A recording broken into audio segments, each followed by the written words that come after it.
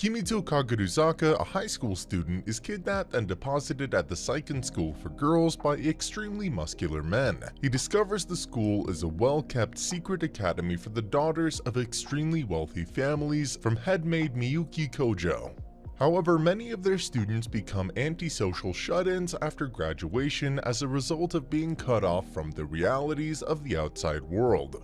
To address this, Kimito has been chosen as the school's first gay male student, known as Shomin Sample. There is, however, a problem. Kimito is not only not gay, but he also has a fetish for women's thighs. As a result, Kimito must either disguise himself as a gay man with a muscle fetish, or face the wrath of headmaid Miyuki and her giant scissors in order to protect the female student's chastity. Kimito enters the classroom. He meets Reiko Arisugawa, an extremely popular student, and Aika Tenkubashi, an extremely naive and antisocial student, with whom he forms the first Commoners Club. Kimito is abruptly woken from sleep by Miyuki, who professes her wish that he had never woken up. Many of the girls in his class are blown away by his everyday habits, which include cell phones, handheld games, athletic abilities, and common foods such as ramen. Kimito manages to waltz with Reiko without embarrassing himself at a welcome party in his honor. Aika is introduced to manga for the first time and falls for Kimito's prank, believing she has the ability to freeze time, during which she not only flashes but almost kisses Kimito.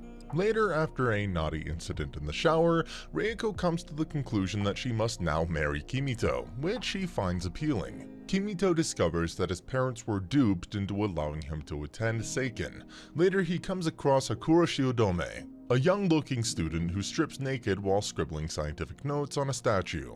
Following a ramen meal in his room, Hakua begins to strip again, giving Aika the wrong impression. Kimito returns Hakua to her laboratory, where he discovers that she is not only his age, but a super genius, and that she's become very attracted to him, much to the delight of her maids. Kimito meets katana-wielding martial artist Karen Jinryo, who is defeated in a naked duel by Kimito due to a misunderstanding. She swears her allegiance to him as his slave until she gains the strength to kill him, and she joins the Commoners Club, where she becomes strangely interested in Hakua and the concept of selfies. Kimito declines Ryuko's invitation to a tea party in her room because he already has plans with Aika. This later causes Reiko to yell at her friends in an uncharacteristic manner, which irritates them. Meanwhile, Kimito assists Aika in organizing a commoners party so that they can meet new people. Hakua contributes by giving away free cell phones that she helped design so that everyone in the class can text each other. However, when Aika learns of Reiko's predicament, she secretly allows her to host the party in order to make amends to her friends. This, however, irritates Reiko, who confronts Aika about her antisocial behavior. Reiko and Hakua are now full members of the Commoners Club. When Miyuki discovers 4 girls in Kimito's room, she's not impressed, and Kimito must act quickly to avoid the giant scissors. Kimito's childhood friend, selfish teen idol Irihane, who lied about Kimito's sexual preferences in the first place, is furious and wonders where Kimito has gone. When Kimito wakes up, he discovers Hakua in his bed, naked. She strips naked again while teaching her how to make potato cakes while scribbling notes on the wall. Kimito returns Hakua to her lab after a game of riddles, in which she is surprisingly bad, and Hakua is embarrassed when Kimito notices she has a plushie of him in her bed. Meanwhile, the other girls, envious of Hakua's closeness to Kimito, try to get closer to her so she'll spend less time with him. To help their students adjust to commoner life, Seiken takes them to Shomin Land, a specifically constructed commoner city street complete with shops and restaurants where the girls can learn things like crossing the street and ordering food at a counter. Despite the fact that Kimito notices numerous flaws in the fake setting, he uses it as an opportunity for Aika to gain popularity. In other news, Hakua is disappointed to learn that Kimito has gone on the trip and will not be able to spend the day with her. Aika has become extremely popular while on the school trip due to her knowledge of commoner culture. Meanwhile, Kimito persuades Karen to try on some revealing clothes she secretly likes after discovering she is secretly afraid of his fighting skills. Karen is taken aback when she learns that Kimito finds her attractive. As friends, Ryuko and Aika grow closer. Miyuki wakes Kimito up again the next day, wishing he hadn't woken up. Kimito goes to an outdoor bath only to discover that Aika and her new friends are also interested in bathing. Kimito is forced to hide underwater in an embarrassing location for Aika. When Aika discovers that Kimito is nearly drowned, she desperately uses the kiss of life, causing a rumor that they're both dating, which Karen despises. Back at Seiken, it's revealed that head maid Miyuki has been kissing Kimito every morning to wake him up, which is why she wishes he'd stay asleep. Kimito shows Aika how to play a fortune-telling game on his phone. The girls are now obsessed with such games, and they are all competing to see who would be best suited to marry Kimito one day. Karen and Kimito are given a perfect relationship rating, much to everyone's surprise. The next day, Miyuki arouses Kimito once more. Karen invites Kimito into a room under the guise of repairing a shirt she has purposefully damaged. Karen changes into the revealing clothes Kimito had complimented as soon as she enters the room.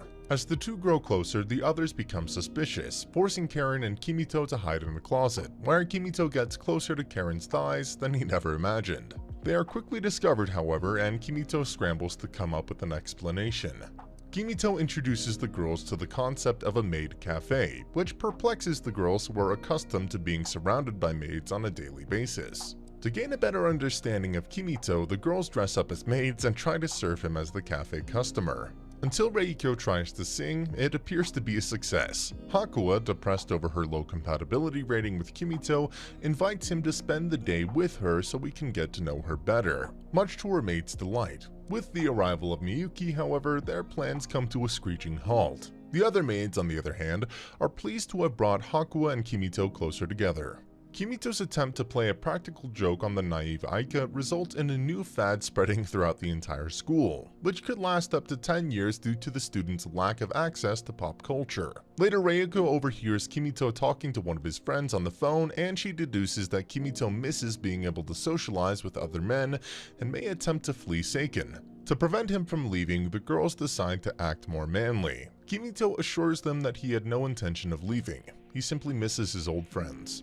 In the classroom, Reiko and Kimito enjoy a pleasant moment together. Later, both Reiko and Kimito are summoned to a meeting with Reiko's mother, Hoko, and brother, Masaomi, who is revealed to have a major sister complex and a strong dislike for Reiko's closeness to Kimito. Reiko's mother informs her that she has arranged for her to marry the son of one of her business associates, and that she must leave Seiken right away to meet with her future husband. Kimito and the girls are heartbroken by the news, but they feel powerless to intervene. They do, however, find an ally in Ryuko's brother, who understandably does not want Reiko to marry, and he arranges for them to be smuggled out of the academy grounds in his car to stop the meeting. Kimito, Karen, Aika, Hakuya, and Masaomi arrive at the heavily guarded meeting location.